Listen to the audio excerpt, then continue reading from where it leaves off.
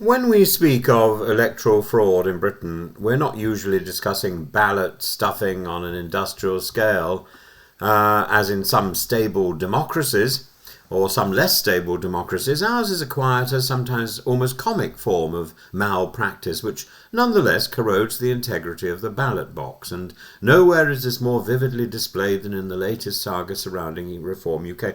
I should put my cards on the table that I think I witnessed electoral fraud some years ago. I reported it to the Conservatives. They did absolutely nothing about it. And at the time, I wasn't really quite sure who else I should report it to, and no one seemed terribly interested.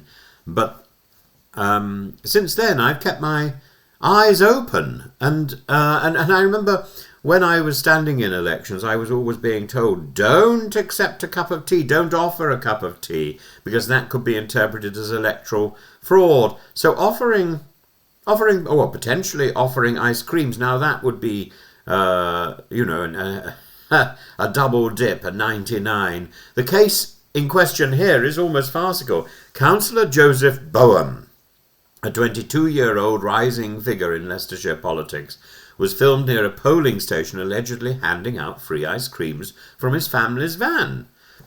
To most voters, the idea that their democratic decision could be swayed by a screwball, a rocket lolly, or the famous 99 sounds almost absurd, yet the law is very clear. The Electoral Commission defines treating as the provision of food, drink or entertainment with the intention of influencing voters. For decades that principle has been upheld, that you may not so much as buy your supporter a cup of tea on election day. Why? Because democracy depends not only on the absence of outright fraud, but also on the perception of fairness. And the moment people begin to suspect that votes can be purchased with inducements, however trivial, confidence in the system begins to crumble.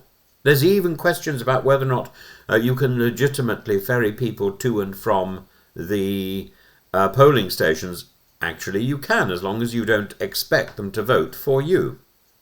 It's why Elon Musk's recent escapade in Pennsylvania, offering entry to his rallies on condition of voting, raised eyebrows across the Atlantic. The law treats ice cream and lecture tickets the same as things of value. But while Mr. Boehm insists on his innocence, the political damage to Reform UK is already done.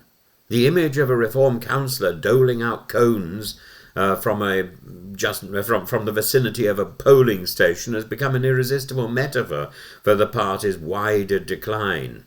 In May, Reform's breakthrough in local government looked like a genuine insurgency. Dozens of councillors swept into power, Nigel Farage boasting that his party was now a force to rival Labour and the Conservatives. Yet by September, there's cream all around their jaws. The turquoise tide has receded with remarkable speed. At least 15 councillors have resigned, been suspended or expelled. Some quit days after being elected. We in this area have got the youngest leader of the council as a result, having realised that they were legally disqualified or professionally unable to serve, or simply incompetent or bored or just want to get back to watching the telly. Others were caught posting vile material on social media, memes praising Hitler, threats to gun down asylum seekers, conspiratorial ramblings about Rothschilds and globalists. Several now face criminal investigations, from assault to hate speech,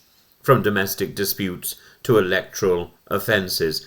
And this collapse tells us two things. Reform UK has failed even at the most basic task of politics, that's candidate vetting, and the party loosened its procedures in order to stand as many candidates as possible, and the result is a cohort riddled with incompetence, bigotry and scandal. And second, it demonstrates that protest politics is easy on the campaign trail but hard in office. Running a council cabinet, balancing budgets or managing social care is less glamorous than whipping up outrage at asylum hotels. Many councillors have found the transition impossible.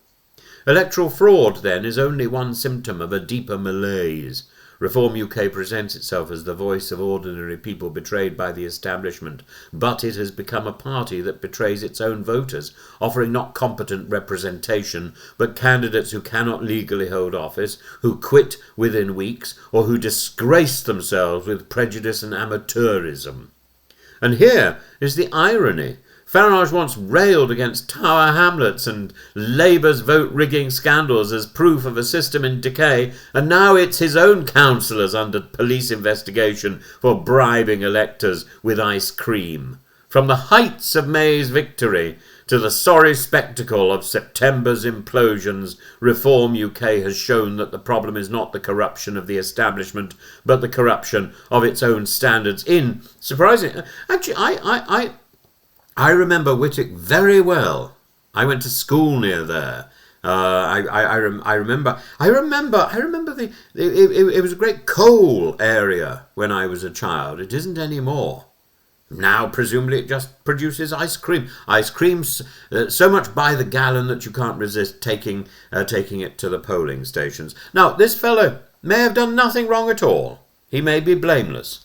But he may have the stuff smeared all over his chops. In the end, Britain doesn't fall because of a 99 ice cream, but it does laugh and lose faith when those elected in protest turn out to be little more than a comic opera of cones, chaos and collapse.